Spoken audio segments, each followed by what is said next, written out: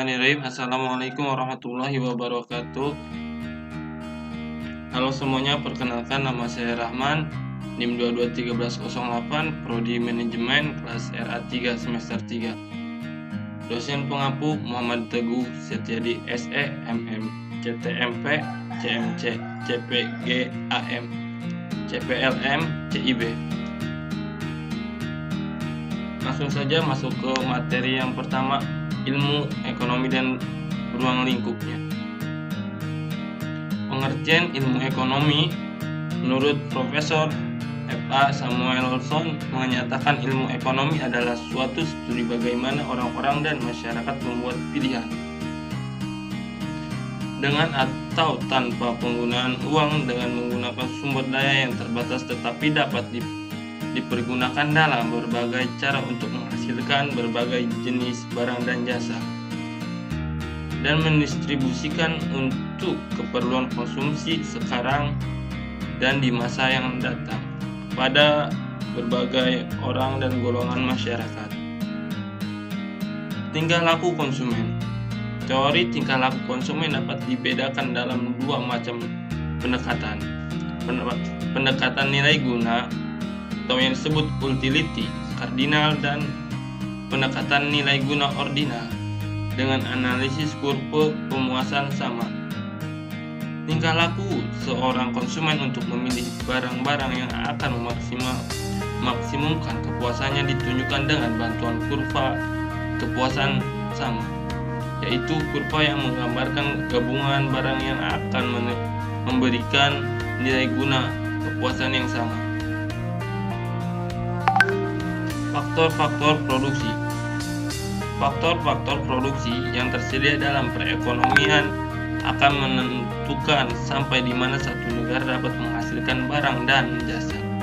Faktor produksi yang tersedia dalam perekonomian dibedakan menjadi 4 jenis, yaitu tanah dan sumber daya alam, yang kedua tenaga kerja, yang ketiga modal, dan yang keempat keahlian kewirausahaan. Biaya produksi. Analisis biaya produksi perusahaan dibedakan dalam dua jangka, yaitu yang pertama biaya produksi dalam jangka pendek.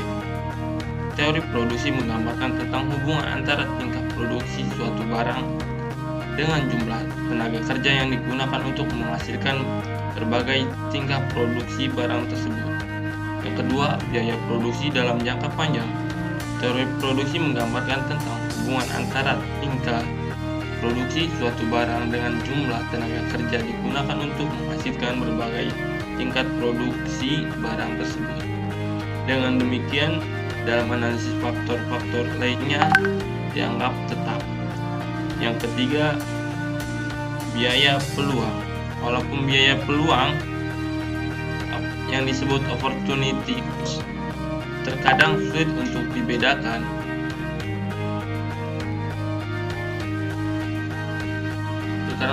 dihitung. Efek dari biaya peluang sangat universal dan nyata pada tingkat perorangan. Masalah perniagaan atau perdagangan. Masalah utama perilaku ekonomi yaitu kebutuhan manusia atau yang disebut need, serta sarana pemuasan yaitu berupa berbagai jasa maupun berbagai barang. Secara luas, kebutuhan ini dipengaruhi beberapa unsur diantaranya lingkungan sekitar serta tradisi yang ada. Pengelompokan akan kebutuhan manusia yaitu kebutuhan basic, kebutuhan pekerjaan, masalah ekonomi klasik, dan masalah ekonomi modern. Barang serta jasa.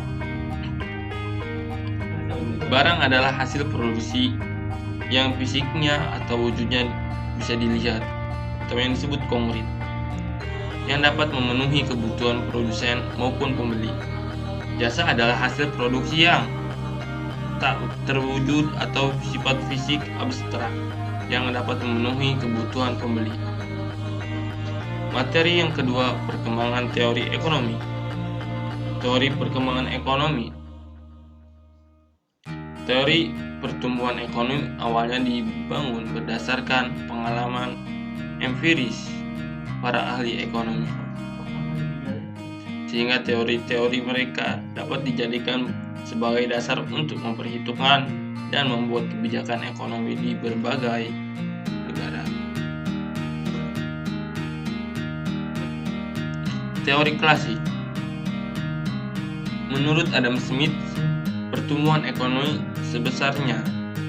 sebenarnya berdasarkan pertambahan penduduk. Kalau menurut David Ricardo, jumlah penduduk yang terus bertambah itu suatu saat akan menyebabkan jumlah tenaga kerja menjadi sangat melimpah. Teori neoklasik. Menurut Joseph Stamfelter, pertumbuhan ekonomi suatu negara dapat terjadi apabila para pengusahanya mengadakan inovasi serta maupun mengadakan kombinasi baru atas investasinya. Menurut Robert M. Solow, pertumbuhan ekonomi merupakan rangkaian dari kegiatan bersumber pada manusia, akumulasi modal, penggunaan teknologi modern, dan hasil atau output. Teori historis. Adapun tahapan yang terdiri dari masa peternak dan bertani, masa berburu dan menggembara, masa bertani dan kerajinan, masa industri dan perdagangan. Teori perkembangan ekonomi modern dibagi menjadi 5. Yang pertama, masyarakat tradisional. Yang kedua, lepas landas. Yang ketiga, lepas landas. Yang keempat, dorongan menuju kedewasaan. Yang kelima, konsumsi tinggi. Faktor yang mempengaruhi pertumbuhan ekonomi dibagi menjadi 5. Yang pertama, sumber daya manusia. Yang kedua, sumber daya alam. Yang ketiga, pembentukan modal. Yang keempat, pengembangan teknologi. Dan yang kelima, faktor sosial dan politik. Materi yang ketiga, elastisitas permintaan dan penawaran. Teori permintaan dan penawaran. Teori permintaan yang pertama, teori permintaan adalah menerangkan tentang ciri hubungan antara jumlah permintaan dan harga. Yang kedua, teori penawaran adalah penawaran akan terjadi jika penjual dapat menyediakan barang-barang yang diperlukan. Kurva permintaan dan penawaran dibagi menjadi 2, kurva permintaan dan kurva penawaran. Elastisitas permintaan dan penawaran. Pengertian elastisitas permintaan dibagi menjadi 3. Yang pertama, elastis harga permintaan. Yang kedua, jenis elastis permintaan. Yang ketiga, faktor yang mempengaruhi elastisitas permintaan. Materi yang keempat, teori biaya dan penerimaan. Pengertian teori biaya dan penerimaan. Teori biaya adalah suatu cabang ilmu akuntansi yang mempelajari tentang biaya. Teori biaya membahas tentang definisi biaya, klasifikasi biaya, fungsi biaya, dan metode penentuan biaya.